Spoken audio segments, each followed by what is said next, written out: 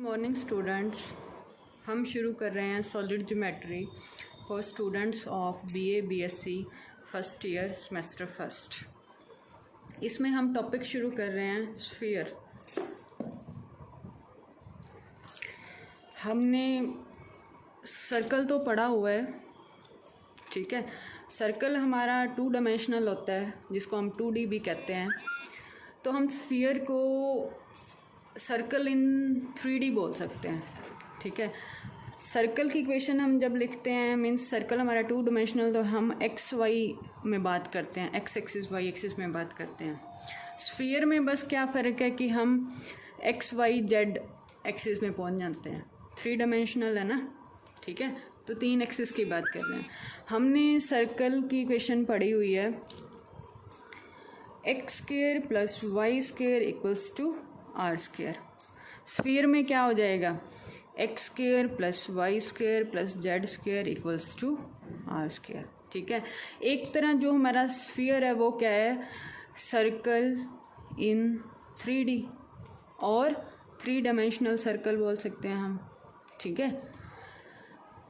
अब हमारे पास है स्फीयर की कुछ इक्वेशंस स्टैंडर्ड फॉर्म में और जनरल फॉर्म में। पहले हम स्फीयर की डेफिनेशन कर लेते हैं। क्या है डेफिनेशन, कहते हैं कि sphere is the locus of A point, locus of A point.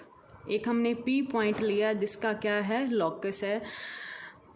Point कौन सा पॉइंट है, ये पॉइंट हमारा मूवेबल पॉइंट है P, ठीक है। ये पॉइंट P मूवेबल पॉइंट है। कैसे मूव करेगा कि जो डिस्टेंस है फ्रॉम फिक्स पॉइंट, ये हमारा फिक्स पॉइंट है, फिक्स पॉइंट से जो डिस्टेंस है वो हमारा क्या रहे, कांस्टेंट रहे, ठीक है। तो इस डिस्टेंस को हम क्या कहते हैं, आर रेडियस, ठीक है। और जो हमारा फिक्स पॉइंट होता है वो हमारा क्या होता है, सेंटर ऑफ स्फीयर होता है, ठीक है। समझ गए। स्फीयर क्या है, लोकस ऑफ ए पॉइंट है विच moves in such a way so it's distance from a fix point is constant, ठीक है। हमारा P पॉइंट हमने लिया स्फीयर पे, ये हमारा मूवेबल पॉइंट है जिसको हमने एक्स वाई जेड से नोटेशन दी है, ठीक है। जो फिक्स डिस्टेंस है हमारा वो क्या है, कांस्टेंट डिस्टेंस है, वो हमारी रेडियस है।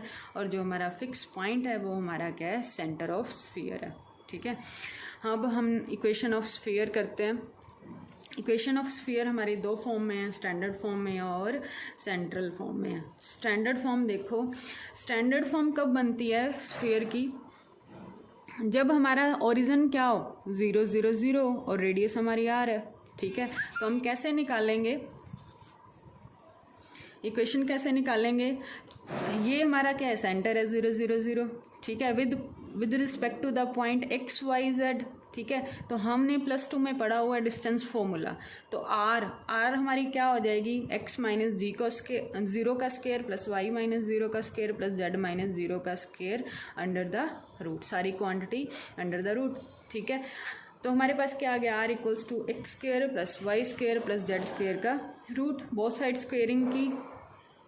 तो हमें क्या मिला, x square plus y square plus z square equals to r square, ठीक है। तो ये हमारी क्या है, स्टैंडर्ड फॉर्म है इक्वेशन की, ठीक है।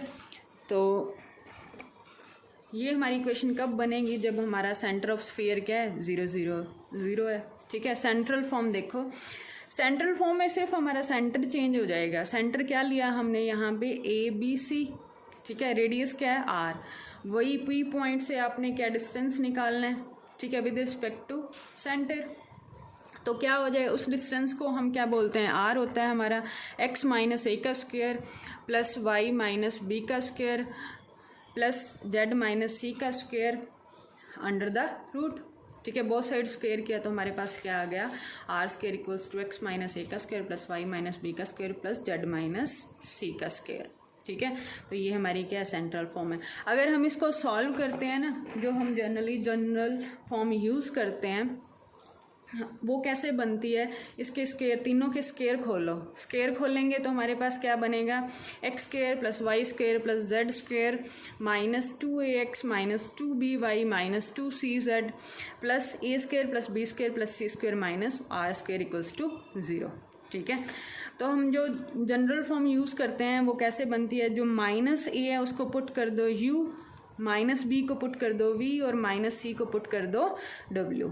तो हमारी क्या बन जाएगी equation, x square plus y square plus z square, जो माइनस 2ax था वो क्या बन गया, माइनस ए को u पुट किया तो प्लस का 2ux हो गया, प्लस का 2vy हो गया, प्लस 2wz, और जो हमारी कांस्टेंट टर्म थी वो क्या हो गई, d हो गई। उसको लेट कर लिया, वो हमारा क्या है, d है, इज इक्वल्स टू 0।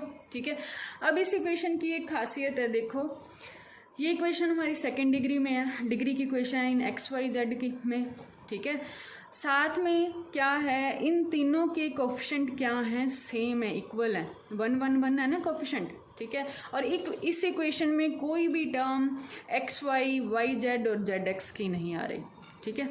तो ये ध्यान रखना, ये फॉर्म हम जनरली यूज़ करेंगे, x square plus y square plus z square plus 2ux plus 2vy plus 2wz plus d equals to 0, equation of sphere. ठीक है। अब हमारी जब जनरल फॉर्म दे रखी है तो हमने रेडियस और सेंटर निकालना है स्फीयर का। ठीक है। कब बनती है ये, जब हमारा सेंटर क्या हो, ए बी और सी हो। ठीक है। और माइनस ए को हमने क्या पुट किया था, u, और माइनस बी को हमने क्या पुट किया था, v, और माइनस सी को हमने पुट किया था w। ठीक है। और d की वैल्यू थी हमारे पास ए स्क्वायर, जो हमारे बचा हुआ कांस्टेंट टर्म थी।